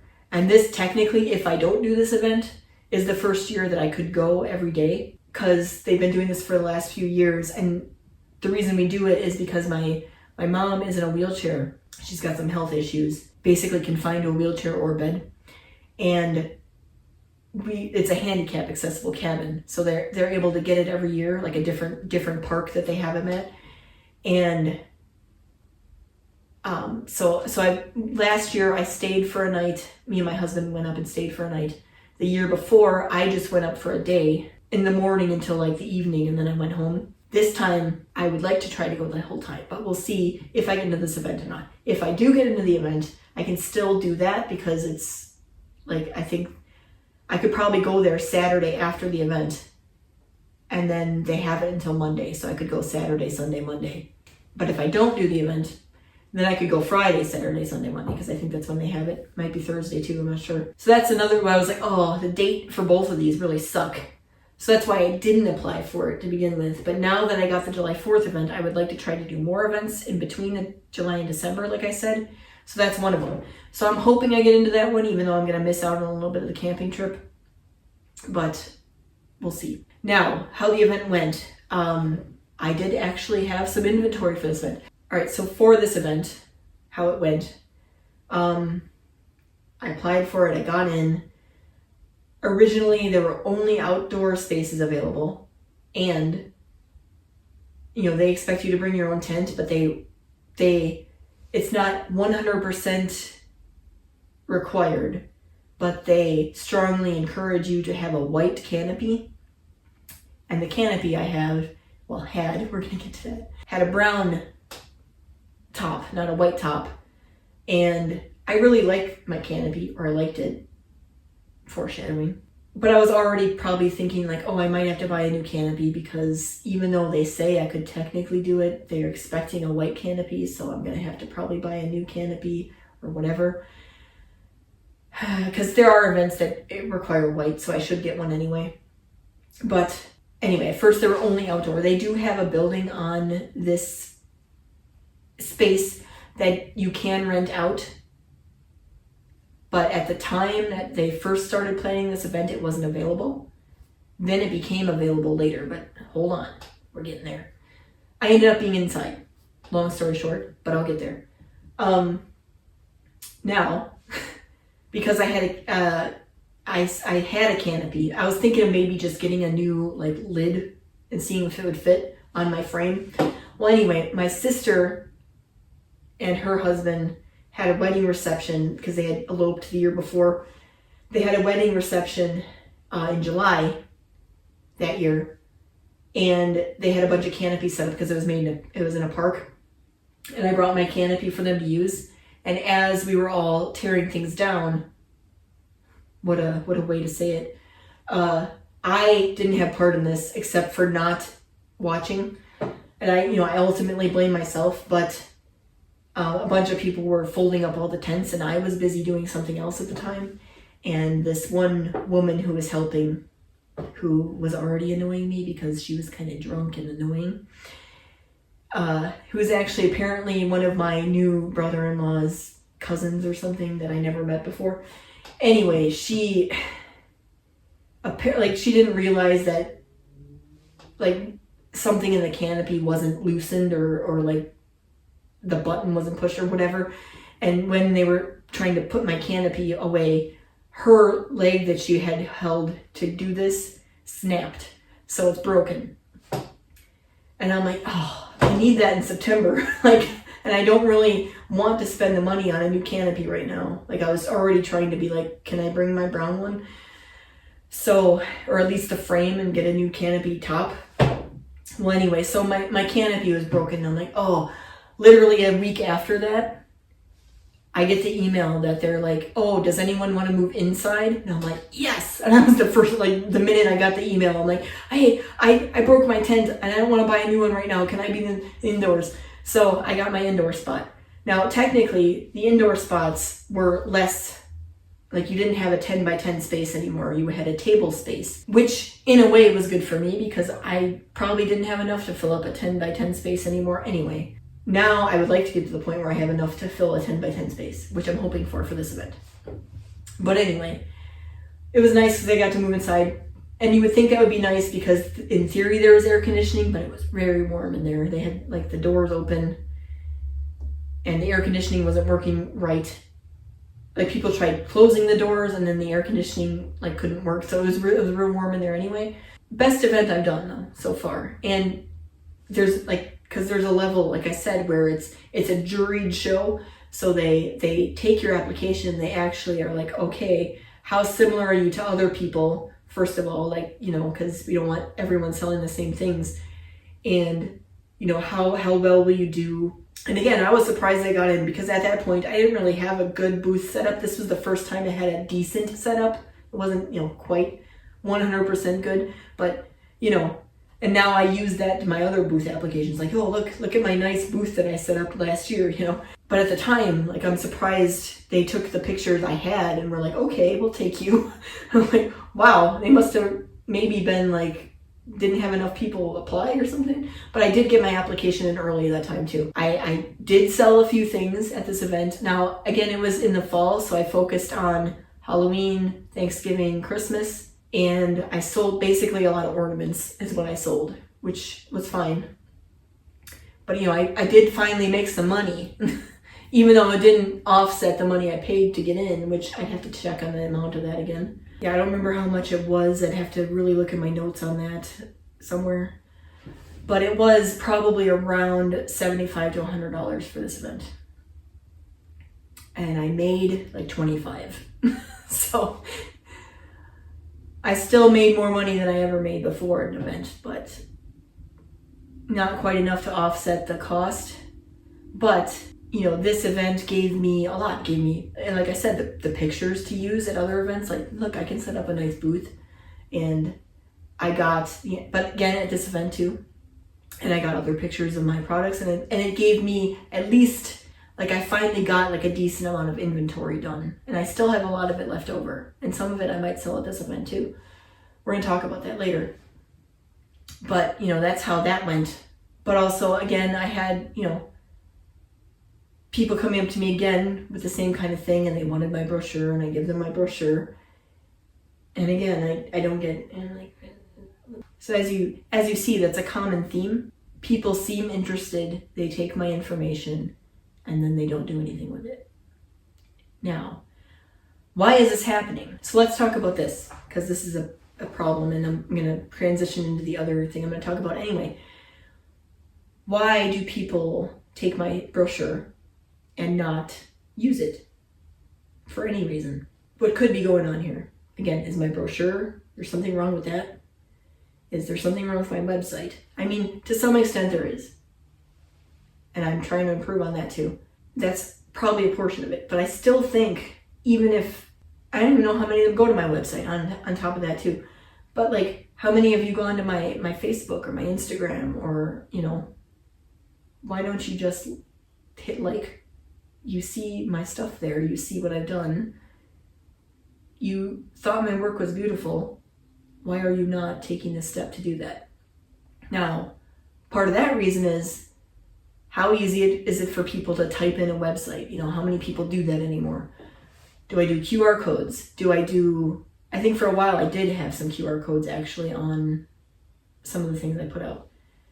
I also made it easy. I put a page on my website called links, where it's, www.trustdesign.links, where you have links that you can click to everything you could possibly want, like my Facebook, my Instagram, my YouTube, blah, blah, blah. All of it's there. All you have to do is click. You don't have to type everything in. You just click on it. You go to that one website that you type in and you click on it, whatever you want. And I have it all organized. Like, if this is what you're interested in, here you go. If this is what you're interested in, here you go. And I don't know if that's overwhelming. It might be to some people. I don't know why it would be to everyone, but I understand why it might be to some people. So, how do I get people to click on, first of all, click on my links so they get to my page, but also when they're there, how do I get them to sign up? Because I never used to understand, as a consumer myself, or consumer, or like a video watcher or whatever, a follower of people, when I genuinely appreciate someone's work, I follow them naturally. They don't have to ask me. Like, I just do it. And I used to kind of get annoyed when people would ask, like, why are you asking for subscribers? Why are you asking for followers? Just, have the people that want that. Because I knew not everyone was like me, but I assumed more people were like me, like, as a whole. And I'm noticing now, as on the other end of it, no, most people aren't like me. Like, you have to beg and plead them to follow you. I don't know why. I don't get it. And I know to some people it's kind of jealousy or whatever. Like, that's more of like people that know you in real life, and they're like, well, I'm not going to follow you. I'm not going to make sure you're successful, blah, blah, blah. But like strangers who, again, expressed interest to you in person, where you didn't have to wrench it out of them. They just said it.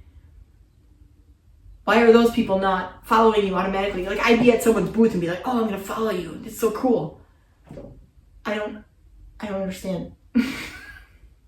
So the solution I've come up with at this event, and I'll tell you how well it goes. I'm going to have some items available, and what I think I'm doing, I bought the handles for it so far, and I haven't made them yet. But I thought, since it's July and it's hot, and it's kind of a twofer thing, I thought I would make fans for people, like the hand fans. Like, there's a handle and then like a fan up here, and you can fan yourself because it's hot, but also it can double as a photo op. Like, because I do, again, lettering based stuff, so I can make like little signs out of it that have to do with the 4th of July, like Happy 4th of July, or I'm free, or whatever. I don't know. There's all kinds of things I can do, and have those available. But you only get them if you give me your email. Like, I have to put, and I'm going to make it clear, even though maybe I should do it, the way everyone else does it. I'm only going to send you one email with this after this event, with hyperlinks in them for you to click on things and to explain, okay, if you're interested in this, here's what you can do, all organized in my one email I'm sending out. Hopefully, if they get that email and they open it, I know that's a lot, that they click on, okay, I want to follow you on Facebook. Click, here you are. Oh, like, okay, how hard was that? Like, you can do that yourself too, but I'm trying to make it easier for you. But like I said, instead of giving out brochures, I might still have some, available for people that ask for them. But instead of giving them out and having that be a waste where they don't do anything with it, and it's like a waste of paper, and like, are you at least recycling it? I mean, come on. Instead of having all that, how about you just give me your email address? I'll give you a fan in exchange. It's completely free. You don't have to buy anything from me. I get a little bit of advertising on there as well. And it's useful. It's got 2 uses, fan and photo op, for the families that are coming and whatnot. At least for this event. I don't know what I'm going to do for other events. And I might do something too, where if they do, like, actually sign up for, because there's going to be other email lists in there too. Like, if you want to hear from me more often, you need to sign up for an email. Otherwise you're just going to get this one email and it's over. But it's the expectation of you have to do something too. Like, I can't be constantly like pulling you in and begging you. I need customers that are willing to work with me right now. They may have some questions, they may not buy things right away, but I need, you know, you to hold your end of the deal. I need those kind of people, you know? So I'm hoping I meet enough of those at the event and that they enjoy their little fans and that it's fruitful in some way where they follow me somewhere. Like, I mean, you can follow me everywhere if you want, but like whatever you prefer. Like I like Facebook, I like TikTok, I like YouTube, I like Instagram, whatever. Help me grow my following, because having more followers means at least I'll get more like push out in the algorithms, because the algorithms are killing me. That's a whole other thing. It's not like it used to be. Back when you could use hashtags on your post and then, you know, you would get shown to people that would like your stuff. But now it's the algorithm is judging, and the algorithm sucks. Except for like brainless, you know, viral videos, which I don't want to do. So, and even if I were to do that, I don't attract the, you know, my type of people, meaning like people that would like my business. So it's not, you know, it doesn't do anything anyway. Like, cause then it could actually hurt you, because then you'll gain a bunch of followers from your one viral video. And then when you don't get any likes on your other videos, then the algorithm's like, well, you must be a bot or something, because you got a lot of followers on that one video, so I'm going to suppress you. That's how it goes nowadays with social media. It used to be you could actually find people and people could find you. It's not like that anymore. So I need people to follow me, and I need people who are genuinely interested to follow me.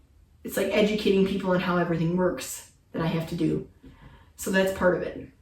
But anyway, that's how I'm going to solve that.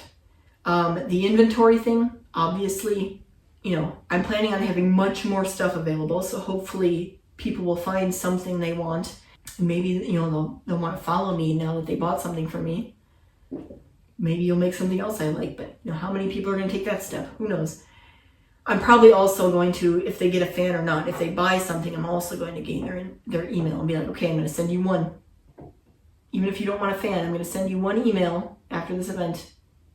And you decide if you want to follow me or want more emails from me or are interested in a project or whatever. But it's at least, it's, you know, me doing a little more towards my end, because you have to, like, I don't know how else to put it. You have to hold some people's hands through the process. And I didn't realize that until I, you know, was in this position. That's that. I mean, to some extent, I guess I must have realized it because I worked in customer service all my life. But, you know. I also forgot my half event that I did. Here's some pictures and stuff from that. Like I said, all I could do was advertise. Now I had people again be like, oh, that's interesting. But this event also, because it was like people bringing their kids to it, the kids were focused on getting candy. The parents were focused on if their kids should have that candy or not, you know, or whatever. So I didn't, and I actually made a few photo booth type things that I wanted people to use, but they never did. Maybe if I do this again next year, or this year, I mean, or next year. I don't know if they're doing it again, and I'll find out. Maybe I'll do more of a photo booth area, like more dedicated to a photo booth where people can take a picture, like a family picture or whatever. Because that was my idea at that time and I didn't do it fully. But anyway, so I'm hoping to do that. But anyway, so I was kind of hoping that I could slow people down a little bit and they'd be like, oh, that's cool. Do you make these all the time? You know, and branch into what else I do. Now, I also wanted to take the opportunity to meet businesses in the area, which I did meet some of them. And there was even there was a karate or taekwondo, I guess, school there who was handing out candy. The guy who was there for the school, and I don't know if he was the owner or not, came up to me and was like asking me about my windows because I had that advertised. And I was like, yeah, I can paint, you know. And he's like, well, how long does it stay on the window? And I'm like, well, it depends on what type of paint you use, you know. And I was talking to him about that. And he's like, that actually seems really interesting. I'll take you up on that. And he took me to the brochure. And I was going to try to follow up with him about that. I was going to go into the place and ask him if he was still interested, and I never did. But, you know, he, again, didn't hold up his end of the bargain. It's up to you. Now, you expressed interest. Here's my brochure. Contact me if you have questions or if you're interested. And he didn't. So, again, it's like I'm at the point where I have to, like, beg people, you know? And then I had another person come up to me. I was kind of distracted during this, and I did kind of fumble this a little bit. but I had the opportunity possibly to do an outdoor mural somewhere in the city on a building, and the guy was asking me about it, and again, I was in the middle of like packing things up when I was doing it, and I didn't really realize who he was at the time. Not that he's a celebrity or anything, but he was kind of asking me questions about murals, like how big have you painted a mural before? And I'm like, well, not that big. I've done a few like wall, and I've never done one outdoors or whatever. We're talking a bit about it, and he's like, well, I own the building, that's on National Avenue in New Berlin, that has this coffee shop locally. I was thinking about putting a mural on our sign. I'm like, oh, okay. And I'm like, so I gave him my brochure, and I kind of expected that one to go nowhere because I kind of fumbled it because I'm like, well, I didn't really do anything that big. And, if I would have known that I kind of thought he was just a parent that came up to me, and he wasn't, which, lesson learned, I should just assume everyone's a business owner when they come up to me. But, I didn't hear from him, but that wasn't much of a surprise. But I did, and then there was the table next to me was the New Berlin Historical Society, and she came up and introduced herself, and she's like, oh, what do you do? And I'm like, I do custom signs and stuff. And she's like, oh, I'm gonna take your brochure because, something might come up with that or whatever. And I could have followed up with her too, like I could have went over there and like to the Historical Society at one point and be like, oh, remember me from the Brews and Booze event, And I didn't do that. That's another fault on my part. But again, it's me taking 2 steps. Like, I'm here. They ask me about my business. I tell them. They're like, oh, I'm interested. Do you want a brochure? Here's a brochure. It's up to you to contact me. I'm not supposed to be like, here's a brochure. By the way, did you want that? Like, I have to do that all the time. I have to take 2 steps. This is supposed to be a dance. You're supposed to do something back to me. And you haven't. So that's how that goes. But anyway, we'll talk more about that later. All right, I didn't quite finish talking about the problems and solutions when I filmed the last filming day. So I'm going to continue now, and then we're going to do some other stuff. So I talked about the brochures and how people take them, but then they don't do anything with them. So my solution, and I know this isn't perfect, was to collect their emails at the event and then send them like links, making it as easy as possible for them to click on stuff. And then I do need maybe another step there because, like I said, like sometimes I think they go to my stuff, but then they don't actually do anything. So I might have to come up with something like some kind of reward, but I don't know how to do that other than them like being able to show me, okay, I followed you. Because sometimes when people's privacy settings are set up, and I have mine this way, you don't like as the page. I think it kind of depends on the platform you're using, but for most of them, when someone subscribes or follows you and they have privacy settings where like they're more private, you can't see who that is. Like you just see the number go up, that's all. So I don't have a way of verifying that they're actually following me unless they show me on their phone, like, oh, look here, I liked you on Facebook. So I don't really have anything that I could do, like incentivize for following me. Might have to come up with something like that. I'm not sure if I'm gonna do that. We'll see. But right now, that's the only idea I have. So the other thing was not having enough inventory. So I'm working on that. None of it's done yet, but it's started. And what I plan on selling and stuff. So I have a month still, a little more than a month, to get all this done. And it's my main focus. I do have like a few other things going on in the time frame, but I should be able to get more stuff done in theory. And I have the motivation right now, hopefully that stays, to get all this done. And I have started it every once in a while and I've painted a few of them or whatever, but I haven't done it to the scale I want to do it for this event, is what I'm trying to say. So I should have, at the very least, more inventory than I had even at my last event where I had a decent amount for my table space that I had. Again, I think I got more of a space here. I don't know for sure yet. I have to figure that out. But I'm assuming it's at least a 10 by 10 space. So I should have lots of like space to display things as well. But we're going to figure all that out later. So that's that, the inventory. That's how I'm going to solve that. Just make more. And then the other thing was the small talk thing where I don't I'm not that type of person that just talks to everyone. I mean, I don't mind saying hi to people when they come in, but then I don't know how to continue the conversation because, again, I'm trying to judge, like, do you want me to talk to you? Do you not? Like, I'm not quite sure. Otherwise, I'll kind of just leave you alone. But one thing that helps that I have done already, and you may have seen it in the pictures already. If you don't know, I have an assistant, Chaz. He's my cat. And I have a picture of him that I put out on my table, and it says Employee of the Month. And that has worked a lot. I've had that at the last three. The April event that I did, where I didn't have any inventory, that was the first one I had the cat picture at, Assistant Chaz. And then I did the like legitimate event that I did, and then I did the half event. So those last 3 events that I did, I had that there.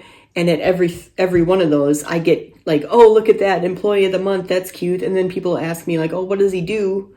And I'm like, well, he's holding down the fort back at home right now in the home office, And I actually posted a picture the other day on my Facebook. I think it was the only place I posted it. I was updating our website, and I put the computer, I had the computer like in front of him on the couch, and he actually was looking at the computer when I was going to take a picture, and then he decided to like lean over and be like this. So I'm like, okay, he's taking a break. So I took a picture, and I said, Assistant Chaz is taking a break from updating our website, because that's something he does, except I actually do it. So, but people come up to me and ask me like, oh, what does he do to get Employee of the Month? Like, how good of an assistant is he? And I'm like, kind of like, actually not that good, but but that helps, the conversation start then, because I have that conversation starter where I don't have to do it. Like, oh, look at my cat. It's an easy thing. I mean, again, other people have come up to him and have commented on my work. Like I said, like, oh, I love this. That can start a conversation too. But when people are like browsing in my booth, I don't want to go up to them and like interrupt them, because maybe they're actually like, oh, I really like this. I think I want to buy it. And then if I come up and say something, they might be like, oh, I'm feeling kind of shy or whatever. I don't want you talking to me, so I'm just going to leave, But again, like I said, there's other people who are kind of offended that I don't talk to them. So I don't know what I'm supposed to do. So basically, like kind of like the default is kind of just saying, hi, if you need anything, let me know. Or if you want to talk, let me know, that kind of thing.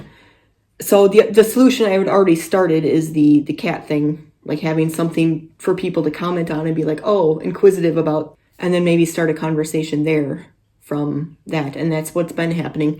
But again, it hasn't really amounted into anything yet, but that helps me with the small talk thing. Do I have any other ideas for that? Not really, other than what I have been doing with the cat picture. And, again, the general, well, if you need anything, let me know. I don't want to bother you, Let me know if you have questions, that kind of thing. Otherwise, I expect people who kind of are more talkative would start a conversation with me, and then I would continue it, So that's not as much of a problem anymore, because I got the cat picture, and that's helped a lot. More people actually talk to me. And I also have my video going on too at my events. I've done that at almost every one. Like I said, I have an iPad set up that has my YouTube channel playing with a bunch of and I do kind of want to work on a different video specifically for my events. See if I have time for that. That's a little, because right now I have like the full videos playing, and like it's the full video, and then it goes through and it has to do another full video. But I want to try to do more shorter clips or whatever, so people see more things, and maybe put some advertising in it, like, oh, you can buy this, We'll see if I get that done in time for this event. I hope so, but we'll see. That's something I can work on like in the background when I'm watching TV or something. So that's that. But what I was going to say is that helps people when they see the video also. It's another thing that they comment on, like, oh, you paint windows? That's cool. And then they ask me about that. So, and again, if I make a better video than I have now, I just have a video playlist playing, I might be able to snag more people with, oh, you do this, you do this, you do this, So that's another thing that helps, where again, I don't have to like start the conversation. So it's still a problem, but it's kind of been solved a little bit. And maybe I'll come up with some more solutions about it. But right now, I think that's okay. All right, hello again, everyone. This is future, present, soon to be past again me, after event me, basically. Before event me was, who did the rest of this video. By the way, if you're still here, I know that was a long video. Thank you so much for watching. I hope you got something out of it. If you noticed, I popped a few notes up on the screen in text form from, this me, who is now after the event, where I was trying to clarify some things or kind of say, well, I didn't actually end up doing this or whatever. If you missed any of those, don't worry about it. I'm going to talk more about it in the next video as well, because that's going to be all about the event that I just did, and kind of recapping that. So I'll go over all of that again. But just to say real quickly how the event went overall, pretty well. It was an improvement, even financially. I mean, it depends on how you measure it, because if you're measuring it by the amount of hours I was there, then it wasn't. But overall, I made more money. And I spent less money on the event fee. So, I ended up, if you're just taking that into account, I ended up making more money. But it was also an improvement. Like, I got more inventory, not as much as I wanted, but I got all kinds of improvements in like all the areas, and I have an actual tent set up now, and all that kind of stuff. So that all went good. It had its own unique challenges, but we'll talk about that in the next video. But now I'm going to do a quick recap for those of the people that skipped all this and wanted to just see like the quick recap. But at the end of the quick recap, there's a few things that I didn't really talk about in the video, so you might want to still watch even though you sat through the whole thing. Again, thank you. But anyway, let's get to the recap. Okay, on to the video recap for those of you who didn't have much time and wanted to just get the summary at the end. So a quick intro into what I do. I sell hand-lettered and hand-painted signs, banners, stationery, magnets, etc. All kinds of stuff. And I do this in 3 major categories: weddings and events, home decor and personalized gifts, and business-to-business type services and products. And up to the point of recording this video, I had done 4.5 vendor events, so this one is now my 5th.5. So my first one was in June 2023, almost 2 years ago. It was a flea market type event that was put on by the local library here. And then in October 2023, they did an Oktoberfest, kind of same thing with the library. And then in April 2024 was my next one. I know it's a long gap, but I did the Sip and Shop, which was really my first proper event. Like the other ones were just kind of community events. Then in September 2024, I did the Makers Market at Stonewood Village. This was my favorite one so far. And then I had this is the half. I did the October 2024 Brews and Booze Party, which was another community thing. And I couldn't sell anything, but I could advertise, so that's why it's a half. And none of these events were particularly successful, at least not financially. Then I talked about some of the problems I have encountered at pretty much all of the events. The first one was not enough inventory the day of. And then, in general, I'm kind of an introvert and I don't talk very much, so I'm not talkative and I'm not salesy. And then my last one is people will say they love my work and they ask for my information, like they ask for it. I don't just give it out. And then I don't hear from them. I don't get an email. They don't follow me on social media. They seem interested, but then they don't actually follow through at all. And I don't have a way to contact them. So possible solutions to that first problem, well, make more things, of course. And I did actually make more things for this event, just not as many as I wanted to, but I did make more. I got a sizable inventory now, so things are pretty good here. Solution to problem number 2, where I'm not really talkative or salesy enough. I've already kind of started working on this first by just trying to be more salesy and more talkative, but also I have little kind of tricks in my booth that help start conversations so I don't have to with the customers, and they will say something and then I can respond. Like, I have a picture of my cat, for instance, and I call him my employee of the month. And I also have my video playlist playing. I have pictures that people can see, and just my products in general sometimes spark a conversation. So all that helps. And this last thing, where they take my information and they don't follow up with me, I came up with a solution. I just didn't have enough time to implement it, or I didn't have the priorities to implement it, or whatever, however you want to say it. We'll talk more about it in the next video when I talk about the event. But my idea was to exchange something in exchange for like an email address from people so that I could send them an email after the event and lead them into whatever they might be interested in and what the next step is, and have clickable links where they could find my social media and stuff like that. So I didn't end up doing that, but I did make a flyer instead of the brochures that I had, which I talked about in the video and I didn't talk about here so much. But the brochures were kind of bulky and they were hard to make, and it kind of made me upset when people would take them and not use them because of the time, because I made them myself and it took a lot of time. So I ended up making flyers instead, which is less effort on my part and less ink or toner, I guess. I have a laser printer, and less assembly and stuff like that. So it wasn't as much of a problem when they would take it and not do it. And I did put QR codes on them, and I did end up getting a little bit of a following from this event, a little bit. So it did help, but I still have to improve that, and I still need to kind of implement something, whether it's the thing I was going to do where I said I was going to exchange something. I was actually going to make hand fans because it's the summer and it was hot. If I make something like that, or something else for a different event or whatever, but something kind of free in exchange for your information, your email, I have to come up with something like that. I also am just getting better overall, with more comfortable making small talk, like saying hi to people, at least when they come in my booth, even if they don't speak first. But I did have all my conversation starters in the booth. In fact, I had a little bit more than I normally do, and it did work. So that overall went great. There are only a few kind of awkward things that happened, but I'll talk more about this in the next video when I talk about the event.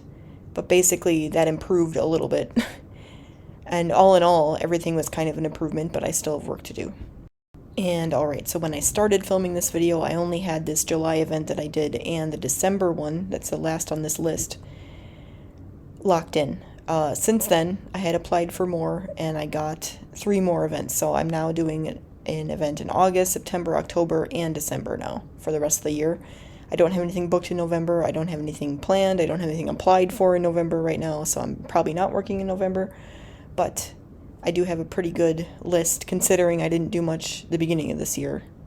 But anyway, if you are local to me and you want to come visit me, I'm southeastern Wisconsin. I'm doing August 23rd at the night market at the Franksville Craft Beer Garden in Franksville, Wisconsin. And then in September 20th, I'm at the Makers Market again. That was one that I mentioned earlier that I did last year. Makers Market at Stonewood Village, that's in Brookfield. And then in October, I'm doing Fall at the Fairgrounds at the Racine County Fairgrounds, which is technically in the city of Union Grove, so that's where I will be. And then December, I'm doing the Shopping in a Winter Wonderland in Oak Creek, Wisconsin at the Classic Lanes, the bowling alley. So again, if you're local and you want to come see me, feel free to do that. But that's it for this video. I know it was a long one. If you made it the whole time, thank you very much. But I will see you in the next video coming next week, July 23rd. And I'm going to do, like I said, a recap of the event that I did, the multi-day event, and tell you about everything that happened there and all my thoughts. I did kind of a vlog during it sometimes. I do have some on-event site footage to show you, but I'm also going to kind of add to it. So I will see you next week. Shouldn't be as long that time, I promise. But goodbye for now, and thanks for watching.